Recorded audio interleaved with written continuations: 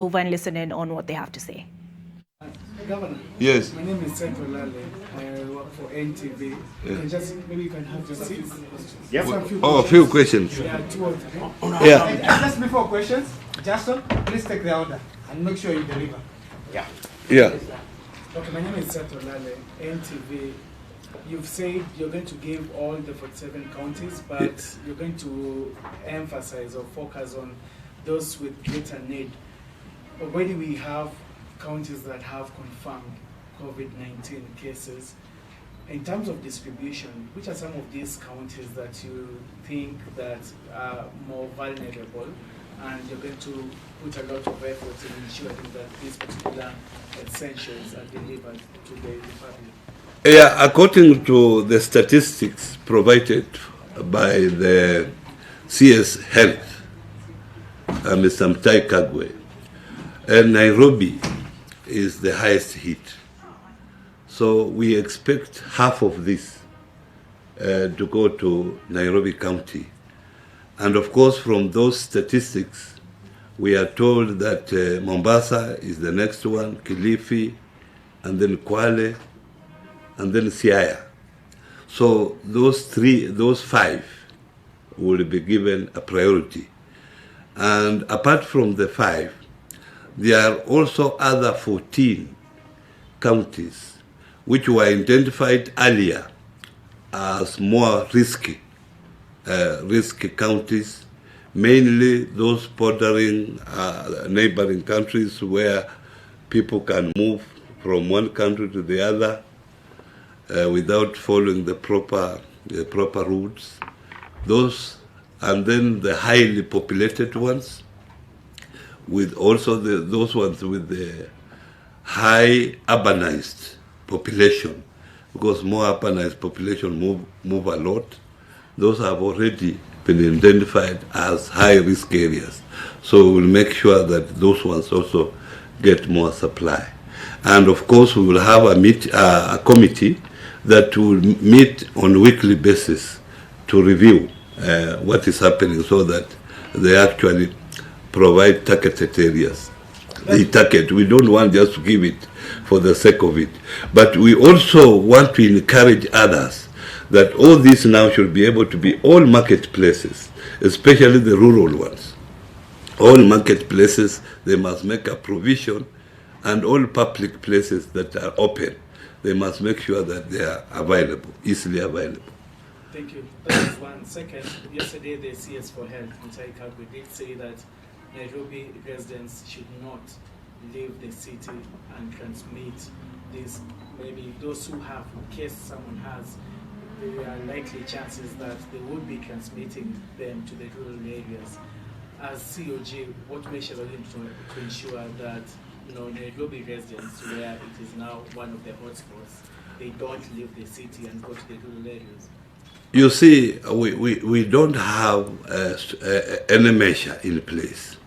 But what we are doing, we are appealing to our people, especially those in urbanized areas, not to move to the rural. You know very well that our African setup, we leave our old shows, our parents in the rural area, to come here in urbanized area to, of course, to look for employment and look how we can survive. So there are more, the older people are mostly in the rural area.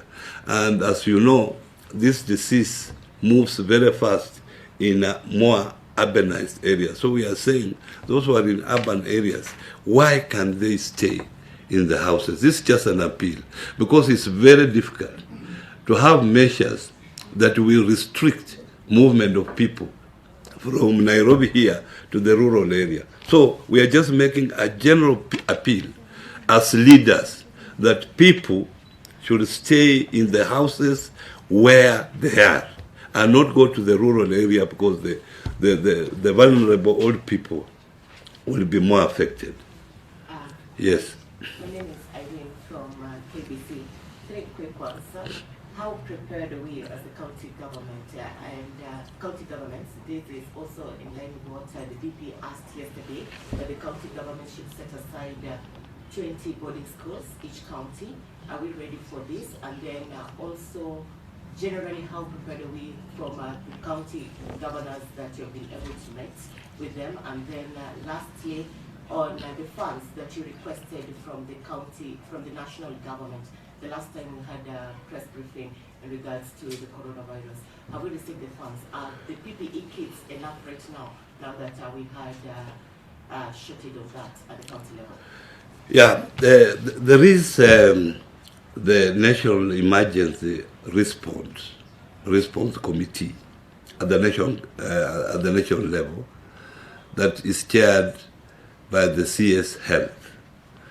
In that particular committee, we are represented by our health chair at the Council of Governors, Dr. Kuti. He sits there, and because of the overwhelming work and the frequency of the meetings, we have also now agreed that Professor Nyang Nyong, who is the Vice Chair of Health here at the Council of Governors, joins, and also our CEO. So that information, because that is a committee that makes information, makes decision on day-to-day basis. All right, that was the chairperson of the Council of Governors, Wycliffe Oparanya, pleading with Kenyans, adding his voice to that of the national government, asking Kenyans to stay where they are and avoid moving from the urban areas to the rural areas where they could transmit the coronavirus. And now, tragically, long-serving retired Catholic Archbishop Ndingi Mwananzeki is dead. Ndingi passed on at the clergy house in Nairobi on Monday night. Ndingi retired on October the 6th, 2007, on attaining the age of 75 years. The Catholic fraternity is in mourning after the announcement of the death of His Grace Archbishop Emeritus Raphael Ndingi Mwananzeki. A statement shared by the Archdiocese of Nairobi said Ndingi Mwananzeki was taken ill at the clergy home where he was residing and was rushed to Mater Hospital, where he was pronounced dead on arrival. He died at the age of 88. Ndingi fell sick after retiring. He started experiencing gradual memory loss before the problem escalated. Since his appointment as Bishop of Machakos in 1969, the prelate remains one of the best-known church leaders in the nation. Ndingi joined Kiserian Seminary after completing his primary school education. He was ordained as a priest in 1961 and served as an assistant priest in Makadara, Nairobi. He was ordained as a bishop in 1969 and served in that capacity in the Diocese of Machakos and Nakuru before being appointed as Archbishop of Nairobi in 1996 as an assistant to the then Cardinal Maurice Michael Otunga. He succeeded Cardinal Otunga on April 21, 1997 as the Archbishop of Nairobi. During his tenure as Bishop of Machakos and Nakuru and as Archbishop of Nairobi, he invested heavily in education, not only of his priests, but he sought resources and opportunities for many people to further their training in various professions. He retired on October 6, 2007, after attaining the age of 75 years. He was then succeeded by the current Cardinal John Jue, who was his assistant in Nakuru. We need to get together, whether the church or the government, social, different groups, to find out what is it that we can do to make Kenya what it ought to be. And what part can I play in that? There is no question of religion, it's a question of a Kenyan. What is it? And I pray and I hope they will come to an answer. Outspoken and a household name in his heyday, Archbishop Mwananzeki was a fearless leader. At the height of his active life, Ndingi was a leading voice on matters of democracy, continually pinpointing failures of leadership during the KANU regime. He was relentless, reminding Kenyans of the importance of participating in democratization through elections, lobbying, or civil activism. This bold image was reinforced in 1992 when Mwananzeki risked his life by supporting the victims of tribal clashes in the Rift Valley. There was a repeat of ethnic hatred in the country 5 years later. I was aware of what was happening. I was informed of the situations. I went around to see the conditions of the people, and I decided I cannot keep quiet. I must know the problem we are facing and the government to help us. In August 2019, the retired Archbishop celebrated 50 years since his ordination. Following the announcement of the death of Mwananzeki, President Uhuru Kenyatta sent a message of condolences to the family, describing him as a loving and outstanding man of God whose servant leadership will be missed by Kenyans. ODM leader Raila Odinga said the retired Archbishop was one of the brightest lights to have graced the nation. Kenyans knew they could always count on him to stand and speak out for truth and justice, whatever the threat that posed to his life. Well, as was evident in that report by Rose Wangui, the man was not shy about speaking his mind and speaking truth to power. Now, Senate resumes after a 2-week recess, and top on their agenda is a motion on the comprehensive national response to the COVID-19 situation in the country. Vincent Odor remains on that beat, and he's at Parliament, and he brings us up to speed on what we should expect this afternoon. Vincent, what specifically in terms of COVID-19 are they planning on addressing? Absolutely. The Senate plenary sitting today will basically start at 2:30 p.m. and is supposed to end by 4:30 p.m. so that the members and also staff can be able to travel and arrive at their places of residence by, before, so as to be able before the 7 p.m. curfew. And today, the Speaker of the Senate, Ken Lusaka, has communicated some guidelines that are going to inform today's plenary session, whereby only 28 senators will be allowed in the chamber to be able to participate in today's plenary session. And these 28 senators have been designated and selected through consultation by the Majority Leader Kipchumba Murkomen and also the Minority Leader James Orengo. And they are the only ones who will be allowed to enter the chamber. And the Speaker has communicated that those who are not among the 28 will not have been requested not to come, and also those who are above 58 years old have been urged to adhere to the presidential directive to also work from home. And also those members and staff that have chronic illness, like hypertension, diabetes, cancer, HIV, have been asked also not to attend.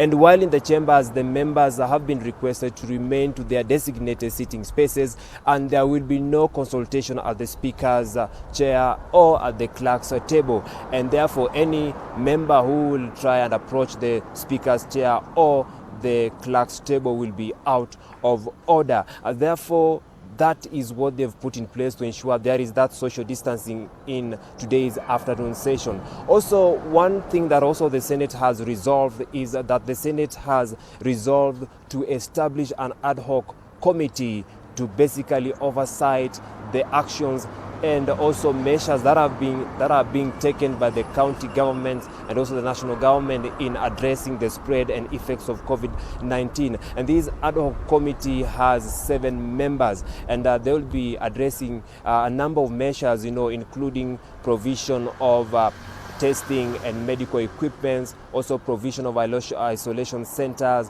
and intensive care units, also to make sure that there will be continuous supply of food and other essential commodities, and also on how to protect the vulnerable members of the community, and also to protect, residential and other people to do with tenants in this country. And they've also asked the national government to also to be able to expand the National Emergency Response Committee on Coronavirus so as to include representation by Parliament, Judiciary, Council of Governors, the media, and also people from the private sector. And this is basically what are the things that they've really come up with. And in today's afternoon session, the members are going to debate on ways on how to tackle this coronavirus, and also in terms of legislations and bills, and also try and see the role they can play in supporting the national government and county government in containing the spread of this coronavirus. And therefore, for now, I'm taking you back to studio. We'll be joining the live session at 2:30 to see how the senators will conduct today's plenary session as far as COVID-19 is concerned. Back to studio. All right. Thank you, Vincent. It'll be interesting to see how the senators socially distance themselves during this afternoon's sitting. Now, clinical officers have expressed concern over the exposure of frontline health practitioners in the fight against the coronavirus, more so when the country is dealing with an acute shortage of personal protective equipment. The officers say one of them has tested positive, putting the clinic she works at risk. The clinic has now been evacuated and closed. Today, the union has learned of one of our colleagues who has contracted the novel coronavirus in line of duty. The clinical officer had been performing her duty in the outpatient and special clinic in her area of duty until she contracted this virus. You can all understand the anguish she is going through, knowing she may have infected her family member and other patients that she serves.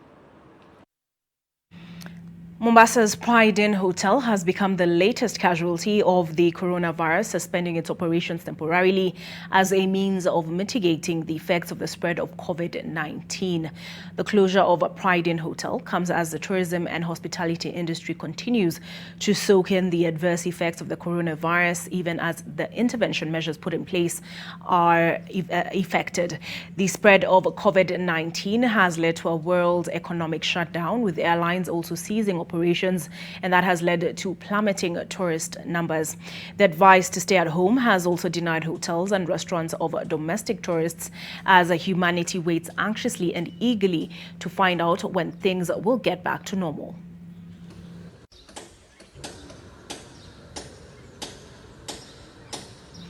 A group of veteran Kenyan doctors have launched an initiative aimed at creating additional forum for sharing accurate information about the COVID-19 pandemic and how to curb the spread of the virus. The initiative, dubbed Break the Chain, is spearheaded by doctors working under an umbrella, or rather the umbrella of an organization known as Doctors for Healthy Living.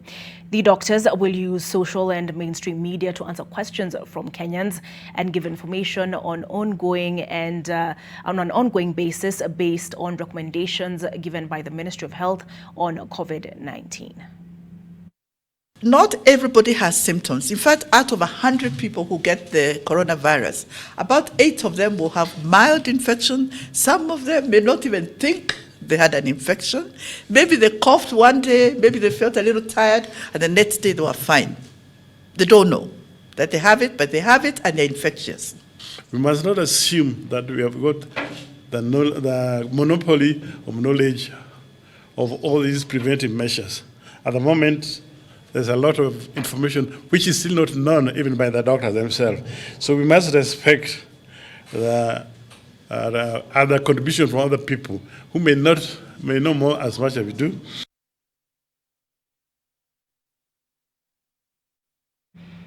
Tanzania has confirmed its first coronavirus death today. A 49-year-old Tanzanian male who had pre-existing conditions had been admitted to Mloganzila Hospital in Dar es Salaam for treatment.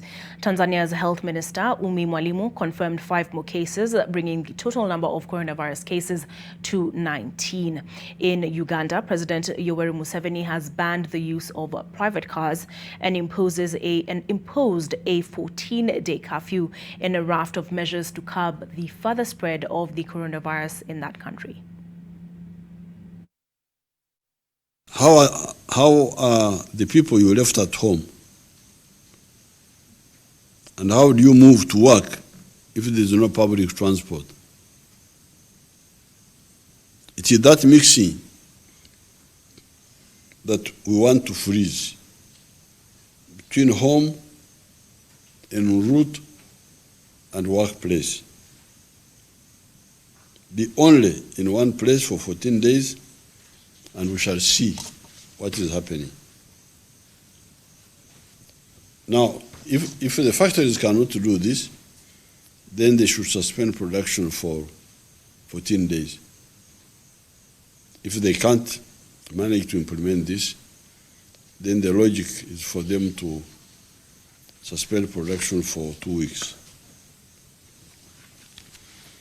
Saloons, lodges, and garages should also be shut for 14 days from the 1st of April 2020. Back home, the Ministry of Health and Kiambu County officials have started cleaning and fumigating the busy Githurai market in light of the COVID-19 pandemic. The county ordered the market shut last week over hygiene concerns to the protest of traders who complained of losing revenue for every day the market is closed. The more than 7,000 traders who operate in the market have since been trained on the importance of hygiene and why they must be part of the cleanup exercise. They're now hopeful that the market will be reopened soon.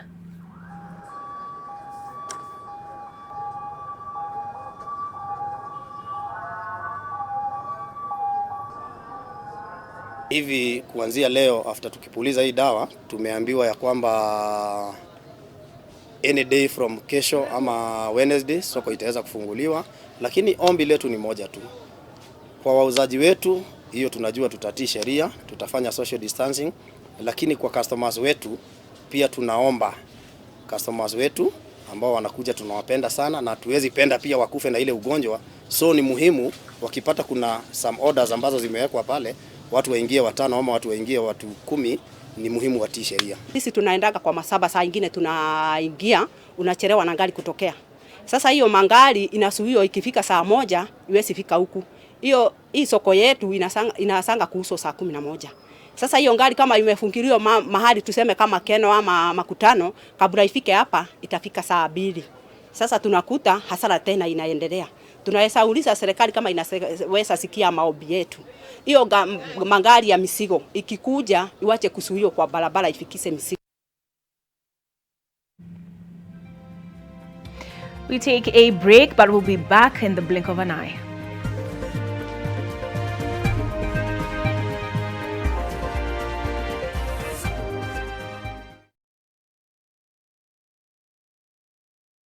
Working from home? No problem. Fiber Home has you covered with the fastest and most reliable internet speeds. Get connected today. Kazi lazima iendelee. I help women find independence by training them in fish farming. It's tough on my back, joints, and can cause headaches. Panadol Extra relieves multiple types of pain. Panadol Extra, now with new Optizorb technology, to fight multiple tough pains with 3 times more pain-relieving medicine in the first 30 minutes when you need it most. Seeing them support themselves makes any pain worth it. If symptoms persist, seek medical advice.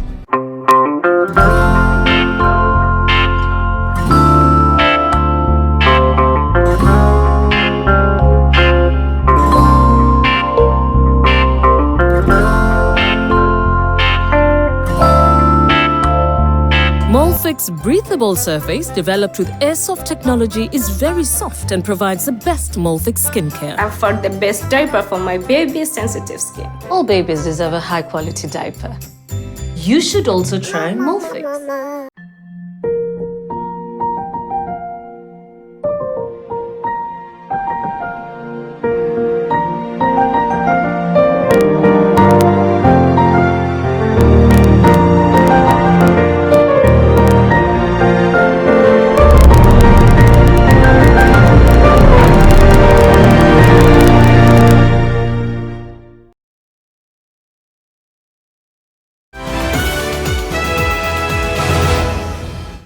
Welcome back. You're watching NTV at ONE. My name is Olive Burrows. The Meru County government plans on spending 30 million shillings in the next 1 month in the fight against the coronavirus. The money will be used to buy personal protective equipment for health practitioners, buy more fumigation chemicals and equipment, as well as enlist more volunteers for the fumigation exercise, and finally intensify campaigns against the virus in the media.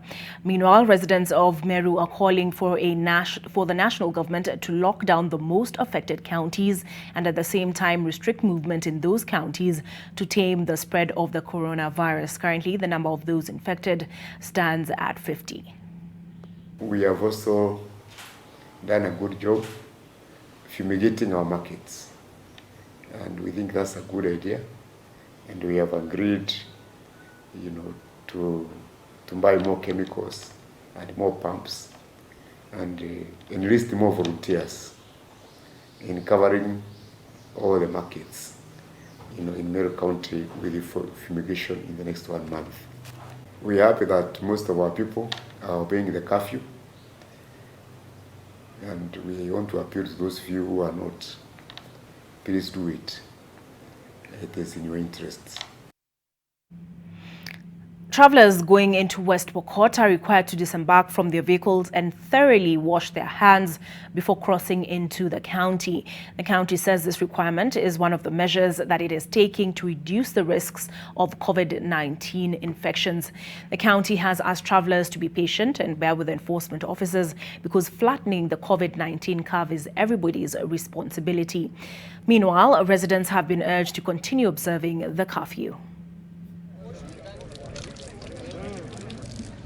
At least 20 seconds and then A mother from Bondo, Siaya County, has reunited with her daughter, who she thought was dead after she took her to a church meeting in Bondo for prayers towards her healing, and she later disappeared. Jennifer Auma, the mother, said her daughter became mentally ill after she lost her baby. After several visits to various hospitals, she didn't recover and opted to join a prayer service for the sick when she disappeared. The mother contemplated doing a traditional burial ceremony without the body when she was found at the Baringo County.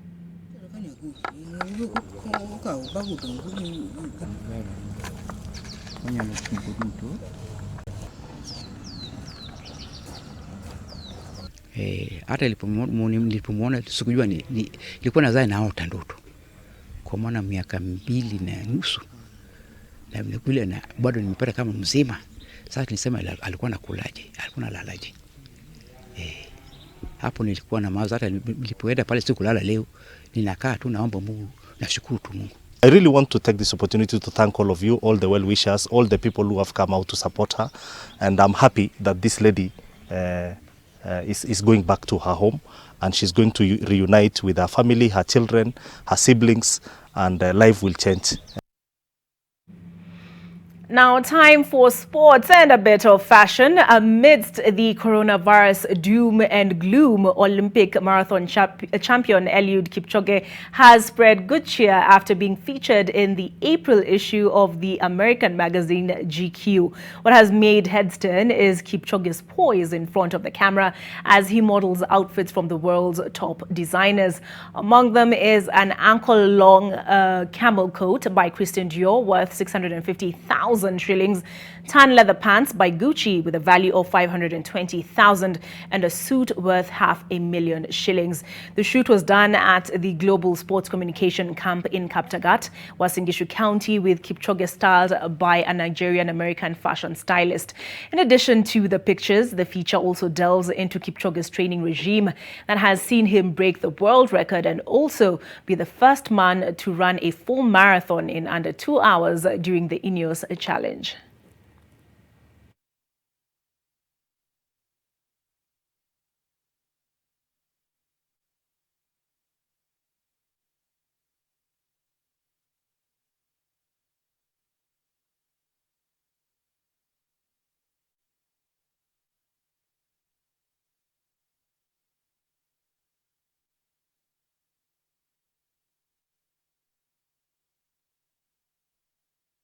Well, it appears he's one of the few men who can multitask, a model and a world marathon record holder. Now, 12 athletes were on Monday arrested in Iten, Elgeyo Marakwet County for training in a group against the government ban on social gatherings and sports activities. The athletes, 10 Kenyans and 2 foreigners, were taken to Iten police station before local Athletics Kenya officials intervened on their behalf and secured their release. Athletics Kenya officials who spoke to the media at the police station acknowledged that the athletes were at fault. Last week, Athletics Kenya ordered all training camps in the country to be closed indefinitely and athletes instructed to maintain social distancing and train individually. It's not anymore about social distance. It's an individual training ambapo hakuna distance ambayo imepeanwa kuwa lazima keep such distance. You have to go alone and it means alone. Tumesema kwa leo tumefanyia kitu inaitwa warning. but they have, lakini lazima wajicommit in writing ya kwamba sitarudia kutrain na watu wengine. Nitakuwa nikitrain nikiwa peke yangu ama nienda kukaa nyumbani kwangu. Now, according to numerous reports in the English press, the English Premier League are ambitiously planning to restart the season on the first weekend of May and finish up sometime in July. Despite the coronavirus global pandemic, a possibility is playing most of the remaining games behind closed doors due to social distancing laws currently being enforced across the United Kingdom. It has been suggested that keeping players quarantined in hotels, which has been compared to a World Cup, is one of the several options on the table. The Premier League is set to hold another video conference with all 20 clubs to discuss how to move forward. The top flight are determined to get the season completed and to protect their lucrative broadcast deals and avoid having to pay back £750 million in cash if they cannot complete the fixtures.